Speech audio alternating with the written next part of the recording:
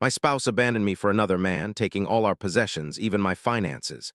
After she discovered I'd already transferred all my funds to a different account, she attempted legal action, but I was prepared. This is going to be a lengthy share, but I have to unload this weight. It's about my wife leaving, taking everything, including my savings, and how I anticipated it all. You won't believe what transpired. I was married to Sophia for 9 years. We have 2 children, and I felt our relationship was good.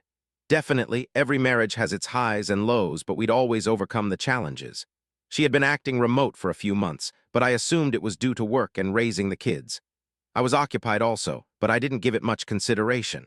One night, I was at home after a long day at work about to get the kids ready for bed when I received a text from Sophia. Now let me tell you, my wife rarely texts unless it's something really important or trivial.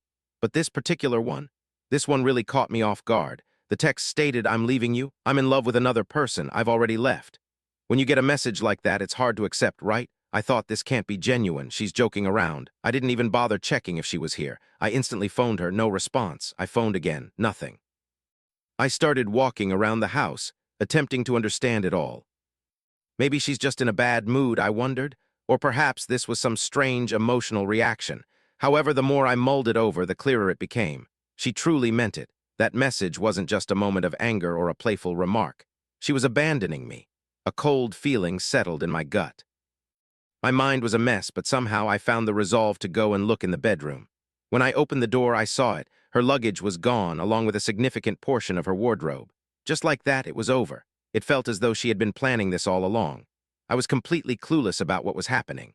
I stood there for a bit, totally shocked. I couldn't decide if I should be furious, heartbroken, or just bewildered. Everything seemed to be moving in slow motion. My heart was racing and my hands were trembling. I had this terrible feeling that I was losing everything, yet I didn't know how to try and salvage it. All I could focus on was the reason behind it. Then, things took a turn for the worse. The day after, I went to the bank to handle some normal banking tasks, and that's when I discovered that all the money in our joint accounts had been taken. Every single cent was gone. She had taken everything. At that moment, I couldn't believe what I was witnessing. My stomach churned. This wasn't just a regular breakup or an argument about something trivial.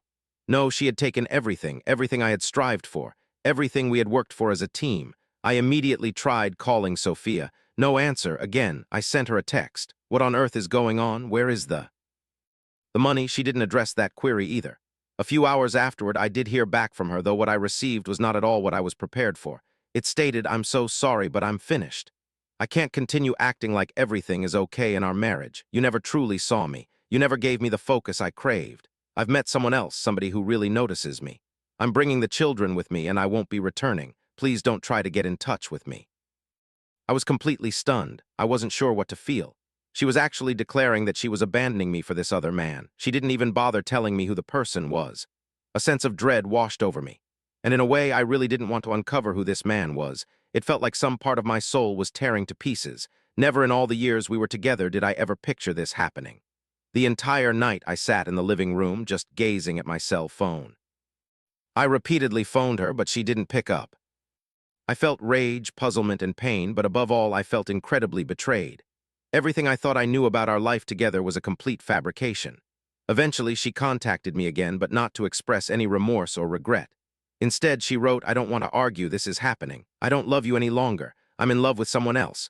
Please, simply let me go." I struggled to remain calm, but I was furious. I was furious with her for leaving, for selecting someone else over me, and for taking everything we had established together. But honestly, that wasn't the worst part of it. It was the sudden understanding that she had orchestrated all of this. It wasn't just a casual departure. She took absolutely everything. A few days after she walked out, I discovered the person she was involved with was a much younger man. This man, who hadn't spent nearly as much time getting to know her the way I had, somehow persuaded her that I was no longer sufficient. I didn't have a clue who he was initially, but all the emotional anguish I was experiencing surged into an even greater sense of betrayal. Although she had seemed aloof lately, I never imagined it was this significant. I was convinced we had more time together. She had taken everything I owned. My life savings, the money I'd toiled tirelessly for, and now my children. I felt completely ambushed, totally caught off guard. That's when a certain realization washed over me. I wasn't just losing my wife. I was losing the future I had envisioned with her, and it happened so unexpectedly. I spent the subsequent days simply trying to comprehend the situation. How could she do this to me? How could she abandon our life so effortlessly? The more I reflected on it, the more my anger intensified. She'd manipulated me. She was ready to leave, and she'd already made arrangements with this younger fellow. The aspect that stung the most was how straightforward it seemed for her. Even though I was still reeling from the shock of everything, something inside of me just snapped into place. I was finished with being caught by surprise. I knew I needed to take action, and I wasn't going to allow her to take everything without putting up a fight. This is a new chapter. It's still hard to believe, but here we are. Following Sophia's departure, she took everything from me, my savings, our kids, and my pride. It felt like things couldn't get any. It got bad, really bad, but she went through with it anyway. I honestly didn't anticipate the lengths she would go to in order to obtain what she considered hers. So, after she packed her things and disappeared completely, I was left in a state of total disarray. I spent several days simply trying to make sense of everything. To be frank, I wasn't certain what actions I should take. I attempted to contact Sophia, but each attempt was met with either complete quiet or those curt, uncaring text messages. I'd already realized she was involved with someone else, but the specifics were a mystery to me. I simply knew she had been distancing herself for months. I had a bad feeling about the whole thing, yet I never foresaw this outcome. But I'd already. The true upheaval began when she realized I had moved my finances into a separate account some weeks beforehand. I hadn't told her, but I'd been wary of her increasingly distant behavior. My intuition compelled me to prepare for a situation like this. Therefore, I opened a separate account and gradually transferred my funds into it, so if the worst happened, I wouldn't be left vulnerable. What I didn't expect was the fury that followed Sophia discovering I had done this. It began with a phone call. This time, she actually answered. I could hear the distortion in her voice, but there was a noticeable difference. It was cold, as though she were addressing someone she barely knew. She didn't even acknowledge my greeting before she lashed out. "You think you're going to get away with this?" she demanded. She was referring to the money, of course. I was initially taken aback. I was clueless how. I struggled to find a response to the fury in her tone. I believed I had gotten past this whole ordeal. She made the choice to abandon us. She was the one who took the children and emptied our joint accounts. And yet she was angry at me. I remained composed. "Well, at least I attempted to." "What do you mean?" I said.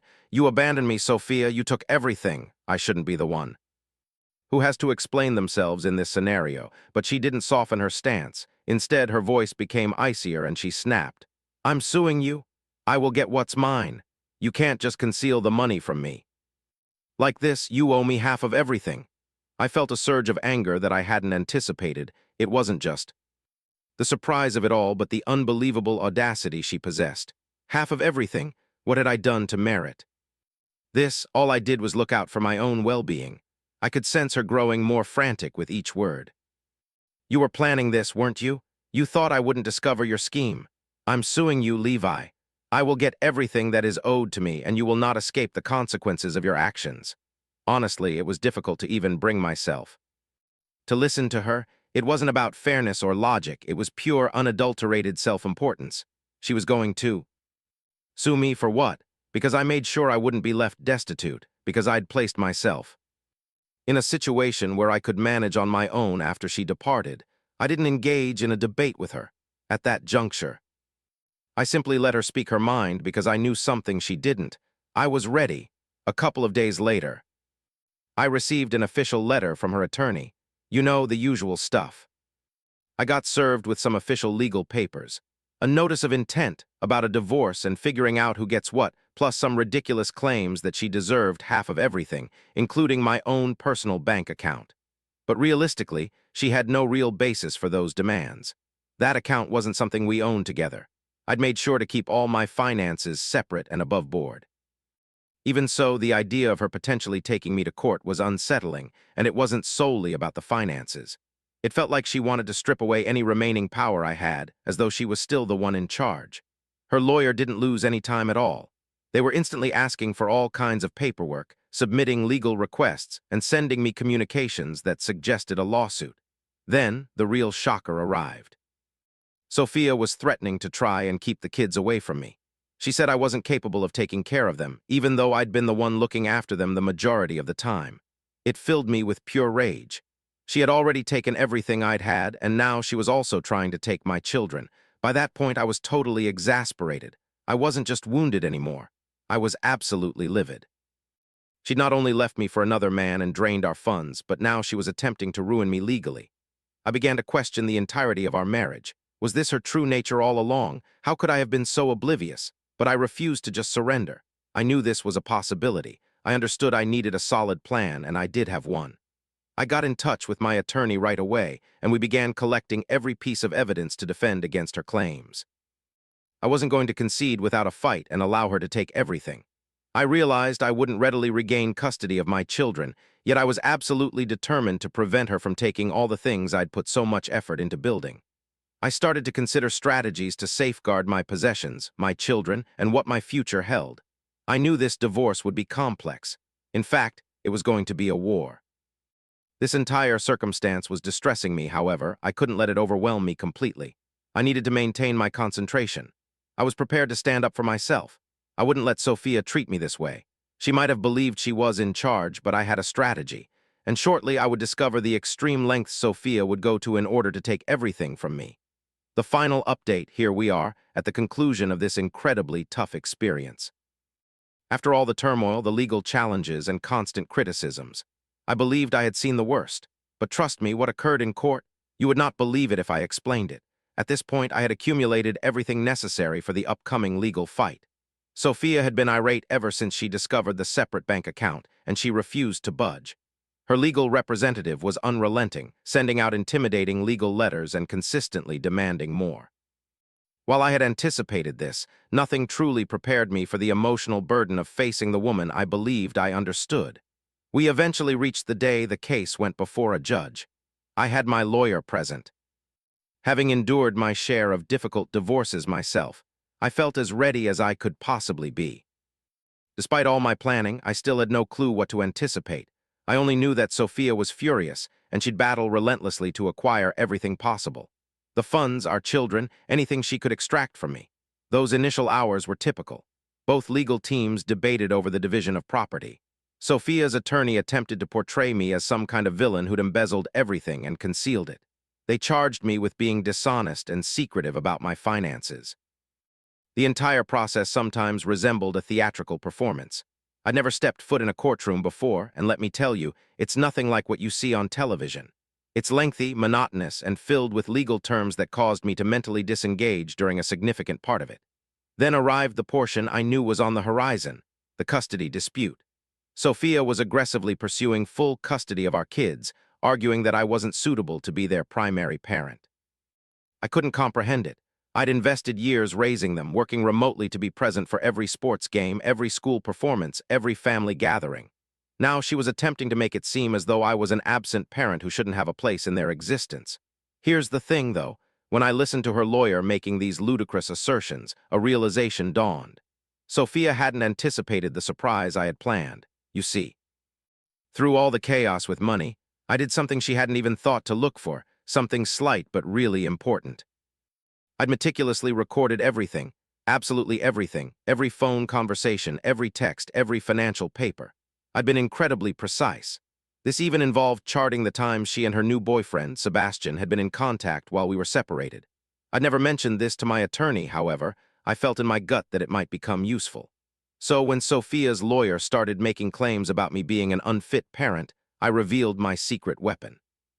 I stood up in court, and with all the composure I could possibly manage, I announced, "Your Honor, I want to submit some evidence. This is a collection of text messages and emails that illustrate my wife's financial activity during our separation." The entire courtroom went quiet. I felt the judge's gaze, along with Sophia and everybody else's, fixed on me. I gave them the papers, every last one I'd collected. It turned out that Sophia hadn't merely emptied our shared bank accounts. She had been using the money to move funds into Sebastian's personal accounts. All those financial problems she'd been accusing me of, turns out she was the one concealing assets, not me. And that wasn't even the worst part. As the documents were displayed, the complete picture became clear. Sophia had been sending substantial sums of money to Sebastian months prior to our official separation. There were wire transfers, emails discussing. I saw clearly she'd been getting ready for this new chapter with him long before she ever left me everything, from property investments to even joint savings accounts made out to them. Sophia's expression gave nothing away, but I could tell she was caught off guard. All those accusations about me hiding money and all that talk. Suddenly, it all became meaningless. She was found out and the air in the room was charged. Her lawyer tried to change her course, but it was too late. The proof was right there for everyone to see, yet the drama didn't end there. Just when I thought the financial part was over, something even more stunning occurred. Sophia's attorney made a desperate move to throw me a curveball. They tried to claim I was manipulating the children, saying I was turning them against her by showing them what was really happening. That really stung, because I never wanted to involve the kids in any of this. This whole situation was something they didn't deserve. It was difficult, I won't deny it. I thought about my children, their future, and I understood that this wouldn't be easy for them. But then, something incredible took place. The judge, after listening to all the proof, finally spoke. Sophia's face was something to behold when the judge said he found, based on the evidence, that Sophia hadn't been completely honest with the financial information and acted poorly regarding the children's custody. I and my last name, considering my history of caring for them and the circumstances. The judge, after considering all the evidence I presented, was giving me the main responsibility for raising my kids. It felt like an enormous burden had been taken off me. I hadn't felt so free in ages, like I was finally regaining a handle on things. Sophia, predictably, wasn't pleased. Her complexion drained of color, and I could tell she was absolutely furious. However, it was too late to change anything. She was caught, and she had exhausted all her options. In the end, she left with hardly anything. No financial support, no full parental rights, and a damaged reputation, the consequence of her choices. As for my situation, I left that courtroom knowing I had given it my all to safeguard myself and my children.